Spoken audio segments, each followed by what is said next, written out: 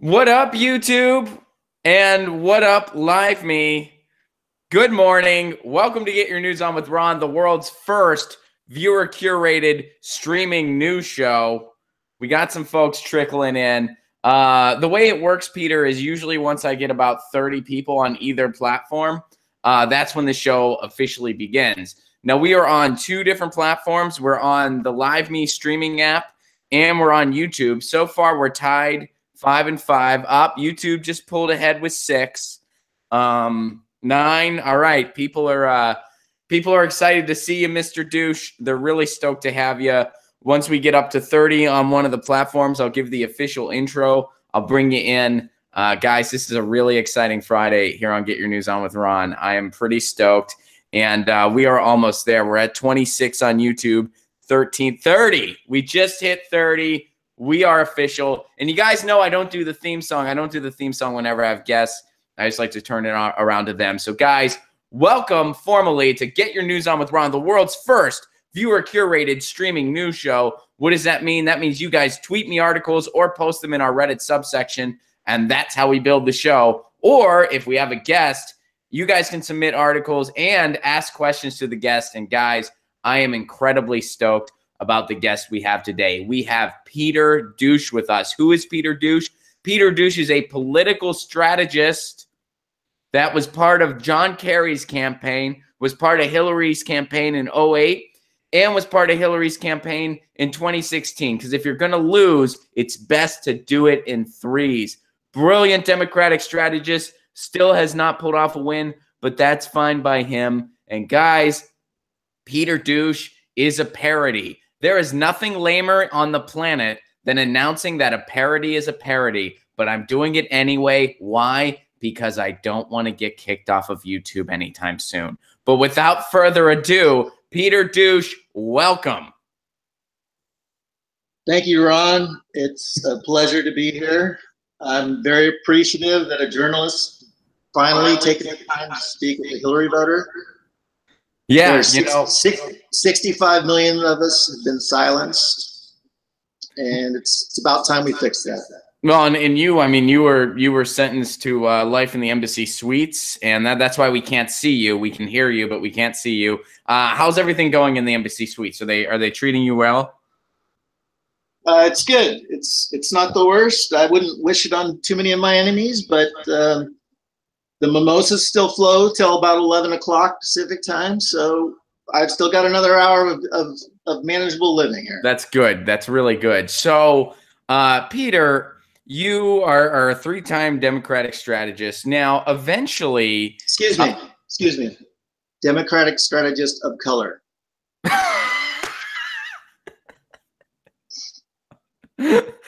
Yeah. Don't erase me. Oh, man. Yes, excuse me. Democratic strategist of color, Peter Douche. Now, at one point, you collaborated with Peter Dow, the comedian, or he replaced you. Please unpack all that for me. What happened there? Well, that's actually a misconception. I think we look alike physically. We have some similar views, I will admit. We're both married to wives of color. We both were formerly white and recently became people of color. So there are a lot of people that mistake us for each other. And for some reason, there was a glitch at Twitter, and I had to add to my account that I was a parody. I don't understand that, but the Russians have taken over. What can you do? All right. So, has your love for Hillary ever affected your marriage? Oof, so many times. The short answer is yes. When you're friends with someone as intelligent as Hillary Clinton, it's really difficult to compete with. And I understand and appreciate all my wives of color that have been there with me through these times. It was really put to a test in my first marriage when I released my novel. It was a fan fiction about a young strategist of color who wooed Hillary away from Bill It's sort of a time travel thing, but it's complicated. But it was called I'm with Peter, and it was hard to explain, but eventually we got through it before I left her for my second wife of color. So what is the key to the Democrats for 2018 and 2020? What do they need to do? Well, we've done a lot of strategizing. We've paid a lot of consultants. And really, I wish everyone would change their focus away from thinking it's about winning. Victory is not the key to 2018. You've got to look at the long-term strategy. Everything that happens in 2018 is to build the resistance. The more we lose, the more destructive the GOP is. Over the next few years, the better off we're going to be in 2020. So I would ask everyone to suspend their critiques of the Democratic Party, at least until 2021, maybe, after we lose the presidency. Well, see, Glenn Greenwald would push back against that. He said recently that criticizing the Democratic Party is 100% necessary to kind of move forward and actually combat Trump and get us in a better place. Why do you feel the opposite? Look, criticism is great. It's just that now is not the time. Right now, we're establishing who is going to be in the list of Democratic rising stars. Next year, we'll have to be promoting one of these Democratic rising stars. 2020, we're running the election. So really the time to critique, there may be a small window, which we call freedom of speech, probably about 2 to 3 days where you're allowed to critique the party, and we'll take it in consideration. What's your thought on eliminating the superdelegates? Well, that's a tricky one because unlike 2016, we've realized we do need voters. So what we're trying to do is compromise with the progressives. We've had the Unity and Reform Committee. The Bernie wing wants to get rid of superdelegates. We want to increase the superdelegates. So we've found that a good compromise is just keeping all the superdelegates.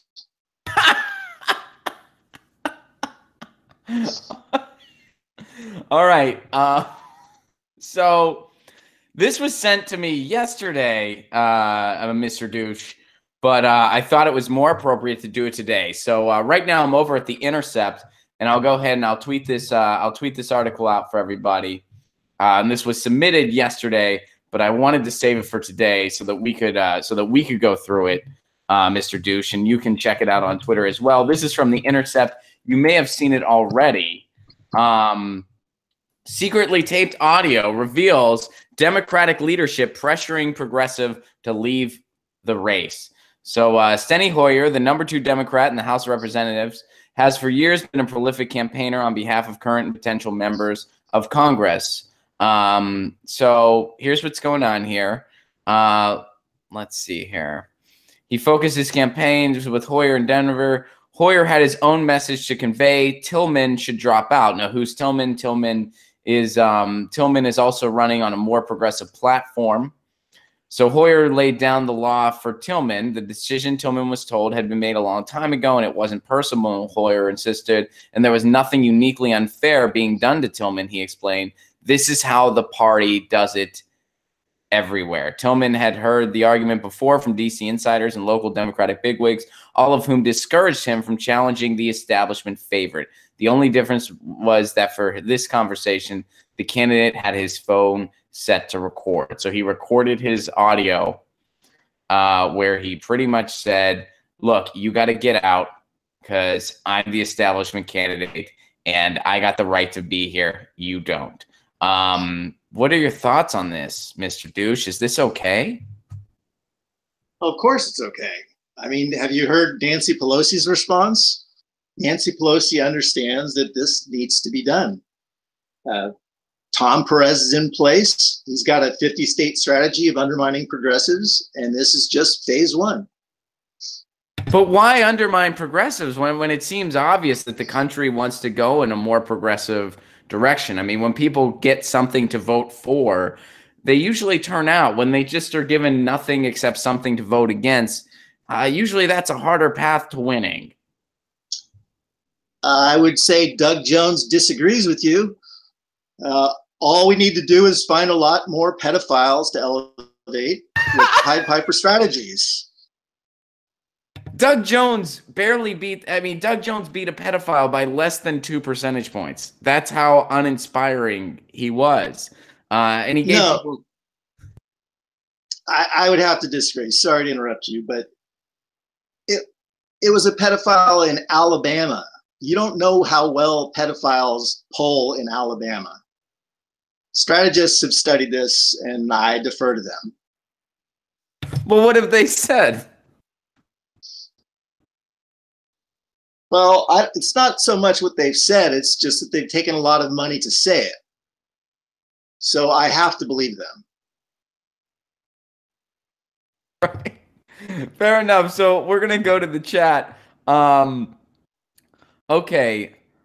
What is Ron and Peter Douche's take on this Trump-Kanye bromance going on these days? Peter Douche, I'll defer to you. Edwin wants to know this. We'll get your answer first, Mr. Douche. Well, this is a tough one without consultants to focus group. I would say anytime you're focusing on Kanye and Trump, it's good for Democrats. How so? Well, if we just go with the status quo, we're going to possibly barely win an election. And that's what I would say is the best we could hope for. So if people would just focus on things like Kanye, maybe Beyonce does something soon, that's important. If you absolutely have to watch the news, you shouldn't be reading about too much other than possibly watching entertainment shows like MSNBC or CNN, but stay away from heavy hitting stories. If there's an article out there, for example, and it's not about a Democratic rising star, I don't know why you'd read it. So Jordan wants to know. Oh wait, I guess I have to answer. What do I think of the Kanye Trump bromance? Honestly, I don't. I think I think Kanye's out there doing his thing, and I don't know why the text exchange between him and John Legend was such a big deal either. I think that it's just one of those things. But Jordan wants to know, what do you think of Jill Stein's stance against Russiagate and refusing to provide all communications with all people of Russian descent to the Senate Intelligence Committee? Well, I mean, what more proof do you need that she's Russian? Well, she sat at a table with Putin. Right, and literally, who would do that if you weren't a Putin puppet? I mean, granted, every single politician on earth has probably sat at a table with Putin, and there's always someone 2 degrees from Hillary or Putin. But why aren't we talking about the real story here, Ron? Parkgate. I challenge you to discuss Parkgate. What is Parkgate? Parkgate is the most vile socialist you've ever heard. Perhaps you've heard of him, Bernie Sanders, wearing a warm coat. Not once, not twice, 3 times there have been stories in the press about Bernie wearing exceptionally warm coats. And the hypocrisy just shines through it. And of course, mainstream media doesn't cover this story. Well, I mean, that coat was a gift to him by a family member who actually worked at the place, so it probably wasn't even like full price, and it's just a warm coat. Why is that a big deal, Mr. Douche? Well, 2016 was about pay to play. How is this not pay to play? What do you mean? Well, how many times was Hillary critiqued about all the money she took from special interest groups and foreign governments? And of course, it was falsely reported that this was for some in-kind favoritism or a bribe, if you would call it. And a jacket? I mean, a jacket. Come on. That's it. All right. Sanity is Radical has submitted hashtag own together, hashtag still withering. And Brian wants to know, now Brian wants you to kind of go back in some of your early Democratic strategy losing days. Mr. Douche, how much did the RNC pay Monica to flirt with Bill Clinton? Blocked and reported for a hate crime. Next question. Sorry, Brian. That's what's going on. So, Mr. Douche, somebody over on LiveMe wanted to know if you could date any celebrity, who would it be and why? Ooh. Well, obviously Hillary, possibly Madeleine Albright. Let's see who else is on the list. I'm not. I say this regrettably, but I'm not a homosexual. But were I to be, possibly Kissinger. He's got a brain that I can seriously consider things with. But let's move on. All right. Let's see. Bluebell submitted, Ron, why are you defending Bernie when you know he has shoes? Are there any shoes about Bernie that offend you, Mr. Douche? Shoes. I haven't really seen his shoes, I'll have to be honest with you, but it's certainly worth a big team of investigative reporters looking into. So you say that we're probably not going to win in 2018 and 2020, and this is a good thing because we are building the resistance. What exactly is the Democratic establishment resisting? Well, it starts with Bernie, and then you move down the pyramid to other progressives. Some of the issues like Medicare for all are certainly worth resisting. I don't know if you know much about the new platform, but we're starting to promote it now. In lieu of Medicare for all, we've got exciting things like single prayer in the pipeline. Single prayer? All right. So what is single prayer healthcare, Mr. Douche? Well, that's all we've got so far. It's just single prayer. Should it be actually adopted and voted on, we'll fill in the blanks from there. The important part is that we know that it pairs well with GoFundMe for all, so people get to keep the coverage they like.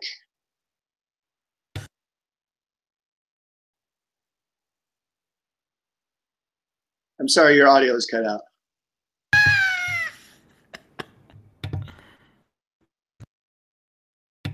Why don't you support something like single payer or Medicare for all?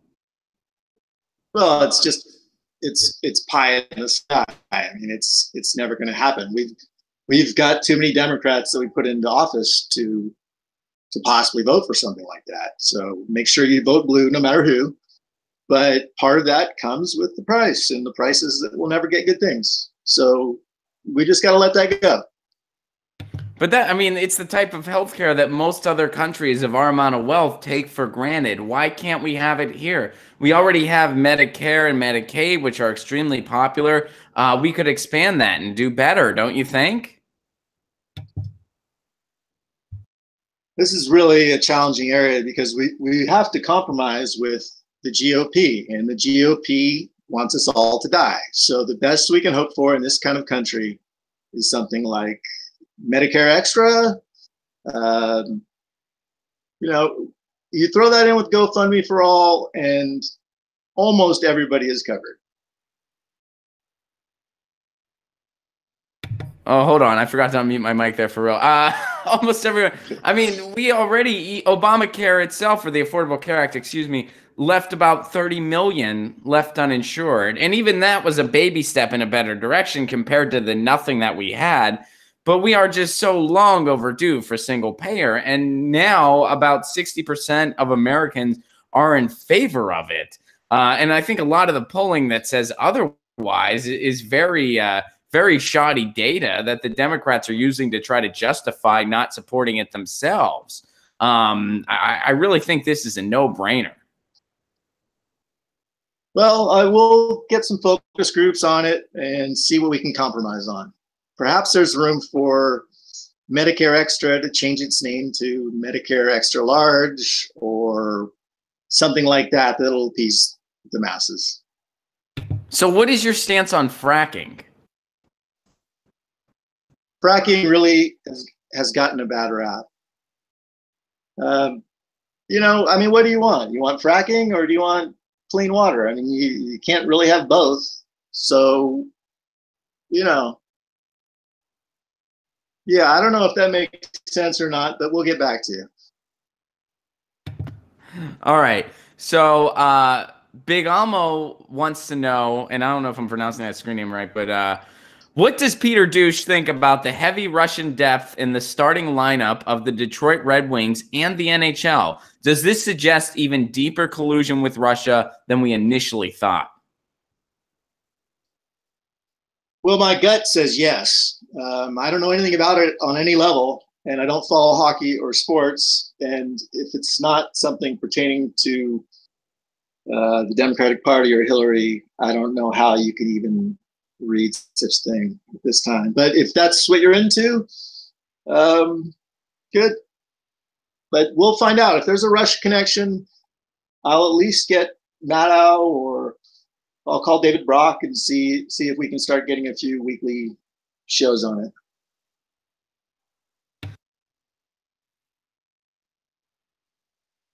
Your mic again. Oh, sorry about that. Leroy wants to know, now that no Russian collusion has been found with the Trump campaign, will you be in favor of continuing the DNC lawsuit? Leroy wants to know. The DNC lawsuit, really? You really believe that's a real thing? Have you not looked into that man's character? That's, I don't, you know, if we're going to sue anybody, we should be suing the RNC.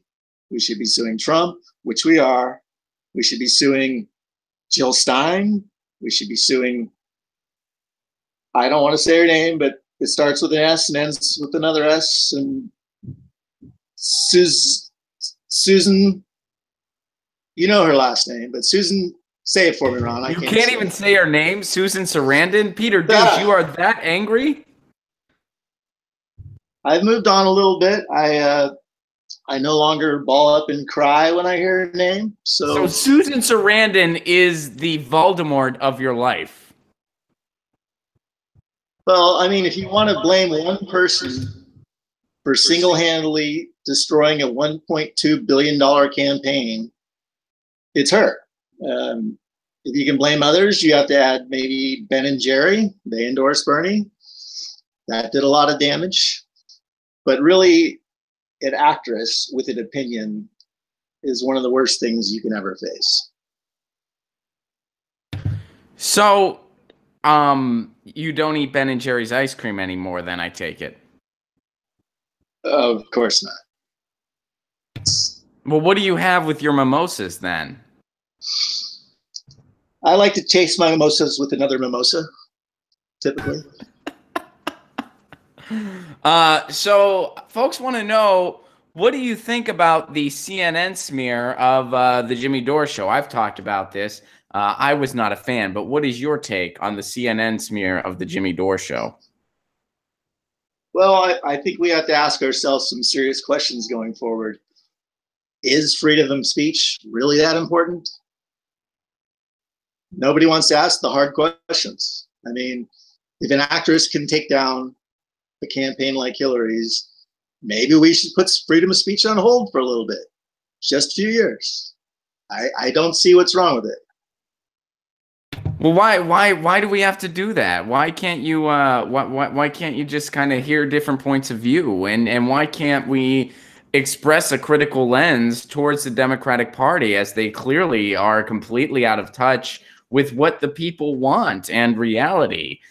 We expect that from the Republicans because that's what they're all about, and they make no qualms about it. But we have two parties in bed with the same owners, and that's not very democratic, is it? Well, in the end, that's up for the superdelegates to decide. I mean, look, freedom of speech has done a lot of damage. I mean, people aren't talking about it, but in 2016, there were a handful of dank memes. And I can only predict that they're going to get danker in 2018 and danker by 2020. If we just let people post funny things about people, it's just a slippery slope we don't want to go down. All right. And guys, feel free, by the way, everybody tuned in, we're getting your questions, but feel free to tweet some articles as well. Mr. Douche loves to talk about the news, so please feel free to tweet us some articles. We'll go through them together, and we can get Mr. Douche's brilliant political analysis of whatever you guys send us. So please let us know what's going on. You guys are submitting questions, but no articles. Please feel free to submit some articles. So Mr. Douche, who are some of your favorite contenders for 2020? Well, obviously you got to start with the front runner, Democratic rising star Kamala Harris. She set the tone early. She did some things that made her clearly the front runner. Goes back to the start of her career. She refused to prosecute Steve Mnuchin, the foreclosure king. That was a big hit with the donors. You know, so you've got Kamala, you've got possibly Democratic rising star Joe Biden. You know, that a guy like him with a comeback story, that's something that sells really well to the American populace. I mean, it's the Me Too movement now, and who better to put a face on the Democratic Party than someone that used to have all those groping kind of photos that creep people out. So do you think Biden's going to run in 2020? Well, I mean, I think it's all for show. It's like I said, it's really Kamala's. Democratic rising star Kamala Harris. It's hers to lose. You know, I don't know if I should really tell you too much about the insider stuff, but around election time, they meet in the Hamptons. What do you think I'm going to do with it? What do you think I'm going to do with the insider stuff? Well, what usually happens typically is the Democratic rising stars get invited to the Hamptons, and it depends on the year, but sometimes they play crochet, sometimes they play badminton, occasionally polo if you've got a young group, and that's how we determine who the nominee is going to be. So Marcus wants to know, how can we save Joy-Ann Reid? And I guess what's your take on the whole Joy-Ann Reid situation, Mr. Douche? Well, the whole thing is just ridiculous. I mean, since when does a paid propaganda? And I don't know if people are aware of this, but she's a woman and she is Black. So some things are just never going to happen. You can't fire Joy-Ann Reid.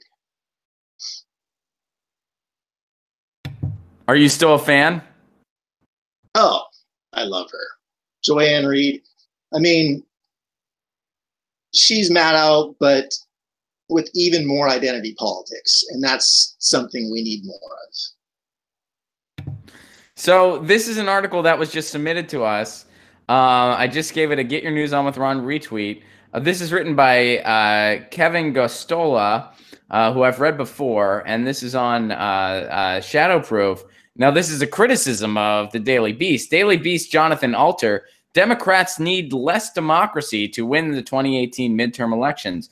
There's a genre of commentary from liberal pundits that persistently appears like crabgrass, and it involves scolding progressive or left-wing voters for their activism around elections.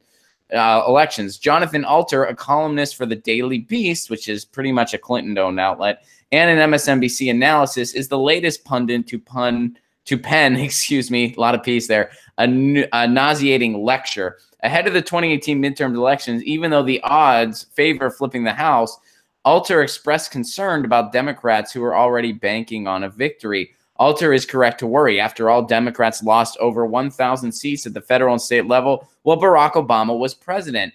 But what Alter proposes to stave off another disappointing election cycle is rather feeble-minded.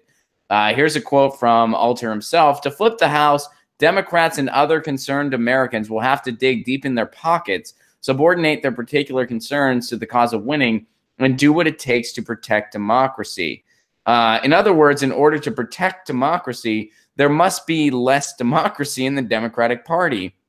A remnant of lefties are still living in Jill Stein land. This is back to the quote, acting as if midterms are in the bag and they can indulge in expensive primary fights over minor policy differences that drain resources from the constitutionally critical task at hand, he argues. Alter argues.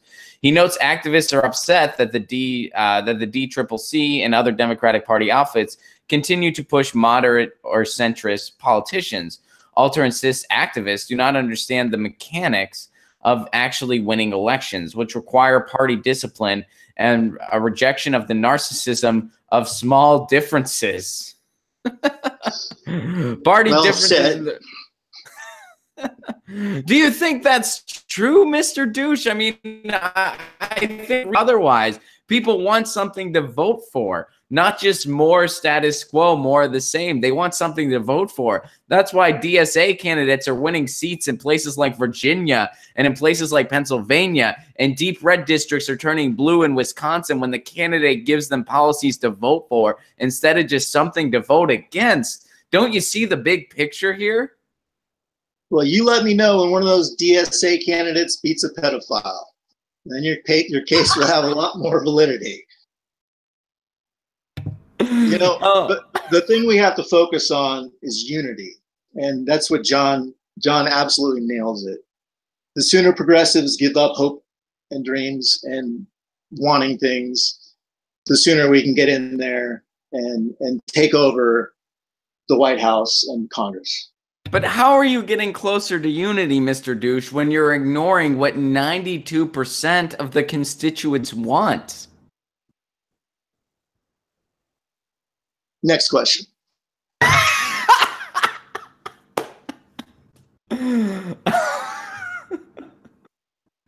All right, so then it goes on to critique the Justice Democrats. What is your take, Mr. Douche, on the Justice Democrats?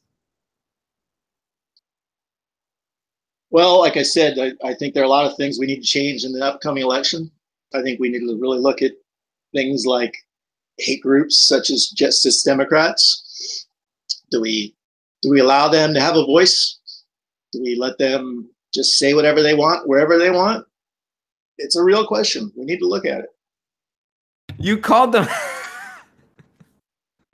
So somebody asked, they were like, is it worth reading anything other than Share Blue? So what do you like to read, Mr. Douche, other than Share Blue? Well, I read a lot of Joanne Reid blogs.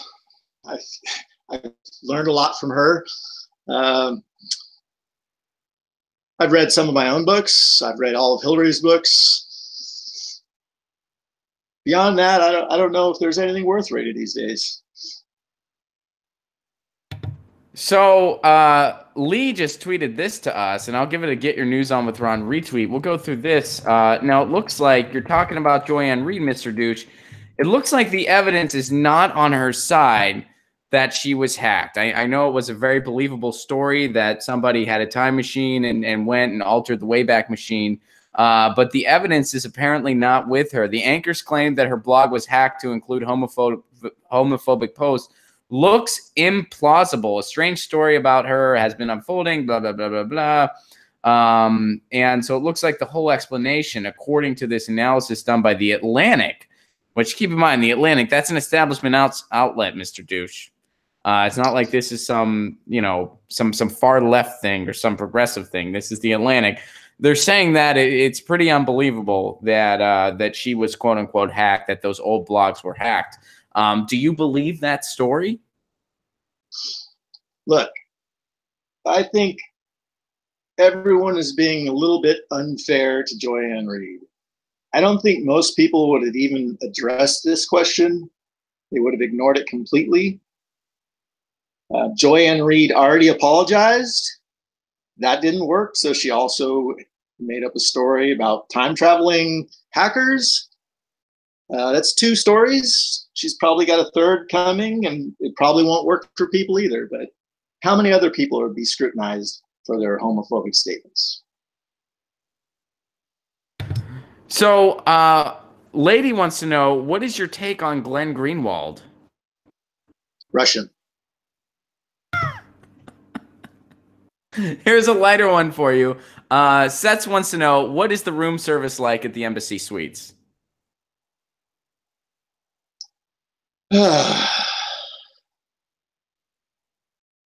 Well, people of color come in and clean my room. What else is there? I don't know. What is your take on unions, Mr. Douche?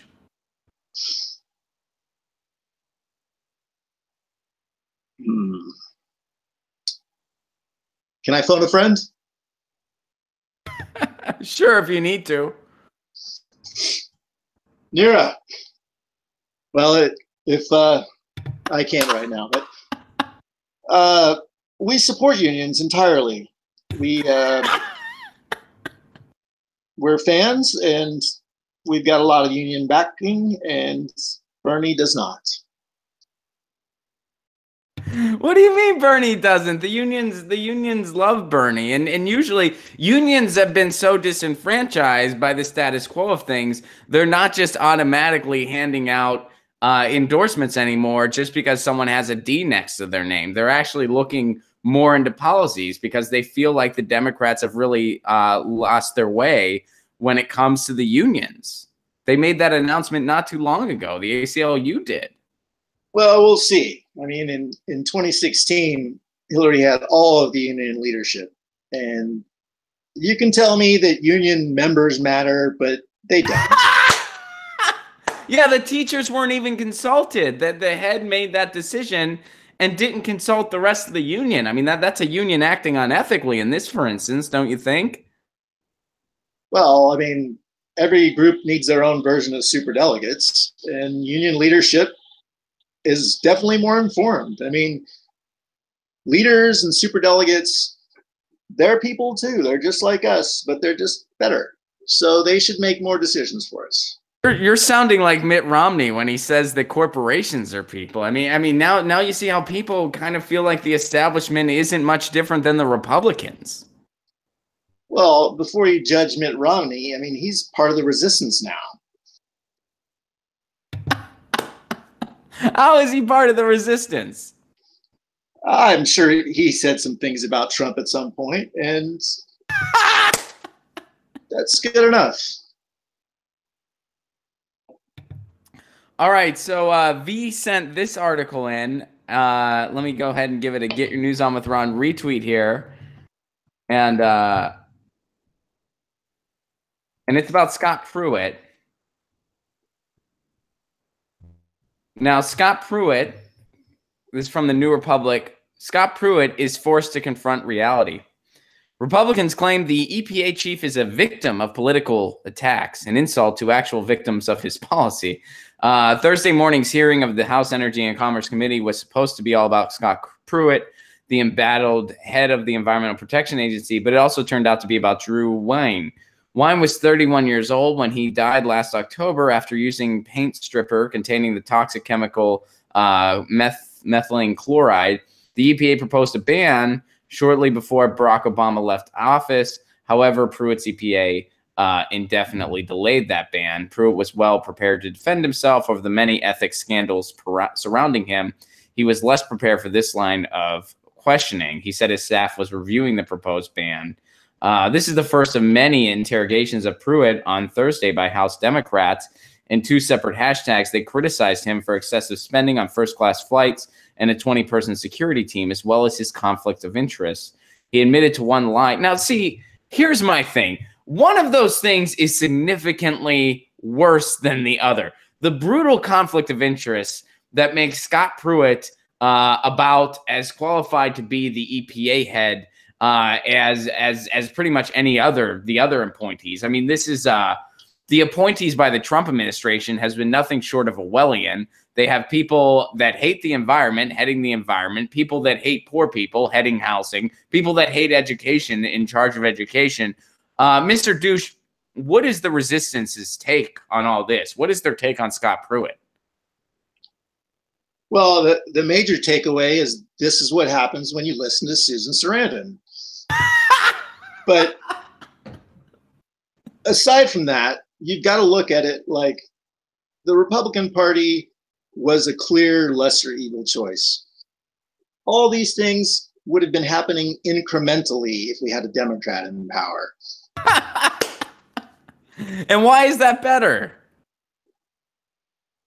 Slight erosion over time, or a cliff just falling off? I mean, these are your choices. Why can't we have a Green New Deal instead? So that way people actually have choices. A Green New Deal? Is this about weed?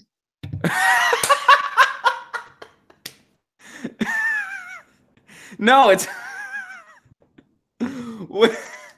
what's your it's about green jobs, Mr. Douche. It's about investing, first of all, in infrastructure, and also investing in green jobs, jobs that focus on renewable energies and solar and wind, solar panels and grids and windmills, and, breaking our dependence on fossil fuels once and for all, because fracking and stuff like that is at best a Band-Aid on a broken arm when it comes to the energy needs that we're going to have in this country. And renewables are totally the way to go. It's the best way for jobs. It's the best way for the planet. Every argument from economic to of course, environmental is in favor of renewables. Meanwhile, because of the hold of corporate special interests, the Democratic Party's not talking about that. I would argue that if Hillary would have had a Green New Deal as part of her platform, she'd be the president right now, because she would have won Pennsylvania. She would have won Ohio. She would have won Wisconsin. And Susan Sarandon couldn't stop her. So that's what I mean by a Green New Deal. Well, right. And we'll be talking about those things in 2020. I mean, what you don't understand is you're really thinking short term. I mean, 4 more years of destruction makes that argument even that much stronger in 2020. So, what's your take on pot, by the way? What is Peter Douche's stance on marijuana policy? Well, it's still up in the air. We're focus grouping it, but we do have a plan. What do these focus groups consist of? A lot of guys getting high. But publicly, that's a different situation. What we're looking at is possibly in 2020, if we're really behind in the millennials, if they still don't support us, we're going to offer free weed. Really? That's how you're going to try to get the millennials? Well, I mean, it almost worked for Jill Stein, so, we can offer it. I don't recall Jill Stein offering free weed at any point. When did that happen? Well, she would have. We both know this. How do you know that? Well, I saw her interview on the Young Turks. Now, you know what? What was your take on that town hall? Because I'll be honest with you, I voted for Jill Stein, and there were many reasons why I chose to vote for her, but one of them was I learned more in her town hall than I did in all 3 of those presidential debates combined. I thought that the debates were so disgusting. I thought the opening act might as well have just been a guy getting kicked in the nuts. What was your take on the debates, and what was your take on the town hall, since you've just admitted that you have seen it? Well, the debates, first off, the only thing I can remember from the debates at all was Trump stalking Hillary from 2 feet away. Beyond that, the details really don't matter. It's optics, and that is the most vivid painful moment in my life at this moment. How was it for you? Because I know you were there. Did you want to just jump on the stage, or what was going through your head? Well, it was great seeing Hillary destroy Trump over and over and over. I mean, every poll we ran internally among our own members had her winning the debate handily.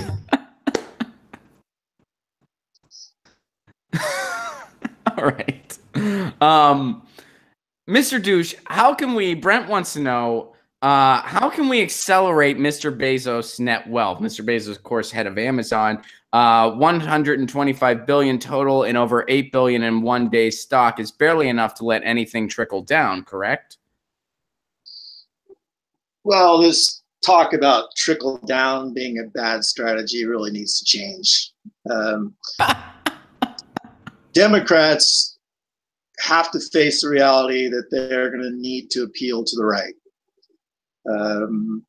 I don't know. I may be in a small minority, but I think trickle down might be the future. But we've been trying it, and it hasn't worked. It's been failing for like almost 40 years now. And I was just going to say, we haven't tried to trickle down for all. So what's it? What is trickle down for all? Please explain. Oh, it's just a plan that ensures that instead of just trickling down a little bit, it trickles down all the way. I think that's all you need to know. How does that work, though? Those are just words. That doesn't sound like an actual plan. It reminds me of the Democratic platform, where there's just a lot of nice words and nice ideas, but there's no actual plan. It's just a bunch of verbiage that means nothing. Well, but if you add hope to it, it's a lot better.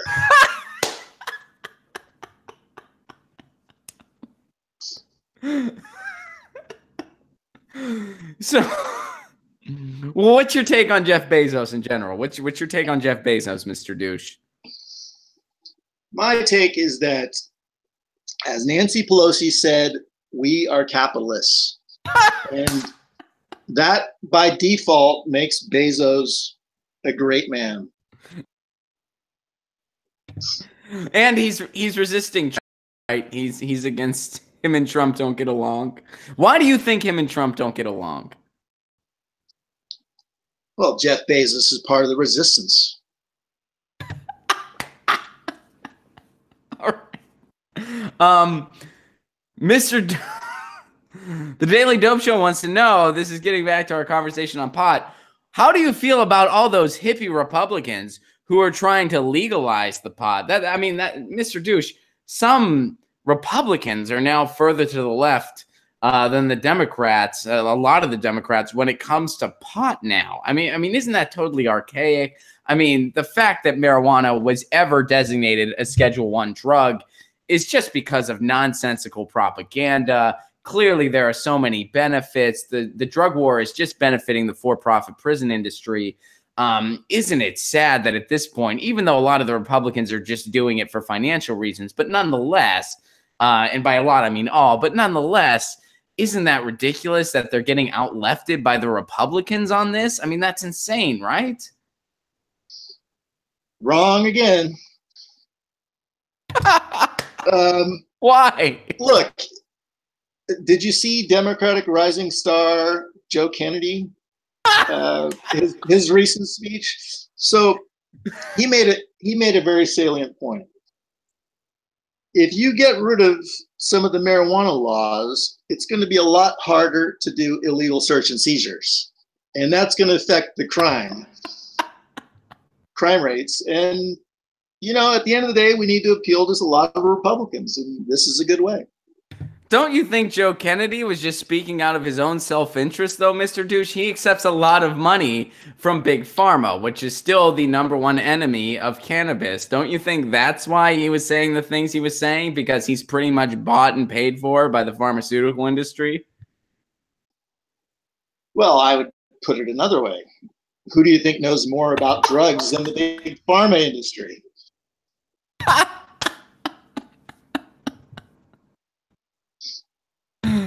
Uh,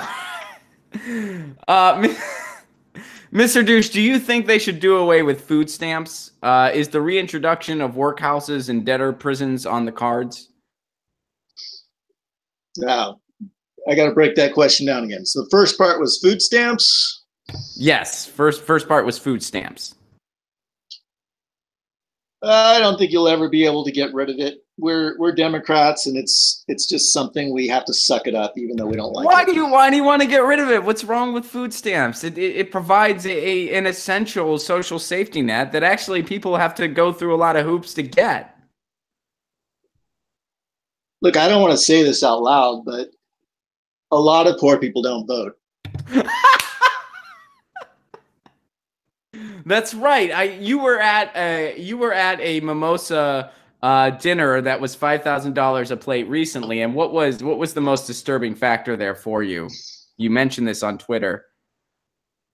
Well, you hear all about the activists these days and about people in the streets and fighting against the Democratic establishment. So here's a perfect opportunity for these people to be heard. Not a single poor person was at the mimosa brunch. So, don't you think maybe they weren't there because they're poor and they can't afford $5,000 a plate? Get involved. Well, what does that mean? How is getting involved going to make them able to afford $5,000 a plate? Like I said, we're capitalists. It's really up to you to find the way. I mean, sure, it would be hard to have a second job, but if having a second job for a few months got you to the mimosa brunch, that might be worth it. And that's something poor people might need to consider. So, Sets, thank you very much for your super chat contribution, Sets, and thank you very much for your compliment on Mr. Douche. Mr. Douche, Sets says that this is gold. So I guess he's really into your strategies. I guess that's what he's referring to. I personally, I don't agree with your views on pretty much anything. We're supposed to be on the same side here, but you sound exactly like a Republican. I don't know why you're just not in the Republican Party. I mean, why don't you just join the Republicans? Well, it's a clear moral choice that I'm getting paid by the Democrats. All right. Now, Mr. Douche, what are your thoughts on all these? This is a question from Craig. What is your thoughts on all these anti-war people? Because Craig points out, they're trying to take bomb-making jobs away from hardworking Americans. Well, he makes a very good point. I mean, if you look at how war polls on television, it's doing wonderfully. And I don't think we want to risk it right now. I think we got too much at stake. We've got to keep quiet for a few more years, and in 2020, if the war's still around, we'll consider changing our position a little bit. Well, I mean, wouldn't you rather see people working on infrastructure? Wouldn't you rather see them rebuilding our roads that need it so desperately? Wouldn't you rather see them in green energy jobs? Wouldn't you rather see them going to college and not having to pay for it so we could have a better educated populace? And we can pay for all this stuff many times over if we stop our economy of war. What's your take on free college, by the way? Well, we've got a few plans that are similar. I mean, I wouldn't call it free college. What are your plans? Well, we're supporting college students. So we've got Top Ramen for College. It's a big initiative. We've also got supporting them. How are you supporting college students? What do you mean by we're supporting college students? Well, if college students are short on money, we're going to offer payday student loans. Some would argue those are predatory loans, Mr. Douche. Some would argue that's kind of a scam, and that's just making rich people richer while screwing over people that want to get an education. Yeah, some people would say a lot of things. So the reality is most college people have to work. We've also been working on raising the minimum wage. We've made a pledge to fight for 12-ish by 2040-ish. That should be a big help. Why don't you just support Mr. Douche? If wages would have kept up with inflation, we'd be over $20 an hour by now. And the Democratic establishment wouldn't even support the fight for 15, which was a symbolic fight and was an important fight because we definitely need 15 federally now. And that's a minimum. And you guys wouldn't do that. You didn't support that fight. Why not? Well, ask yourself another question. Let's say we lifted all these people up, and let's say there was no lower tier of the poverty bordering on middle class. Who would vote for us? I think they would still, if somebody, you're not lifting somebody up by making sure they're paid what they deserve. That's not what that is. That's a living wage. I think they would still vote for you if you gave them a platform worth voting for. You're against single payer? I prefer single payer. I think you got to lose the R. How about almost affordable medicine? Once again, I think it's single payer or bust. I don't know. I do know it's single payer or bust. We should have the healthcare that the rest of the industrialized world takes for granted. We should have that here because we have the money and the resources to pay for it.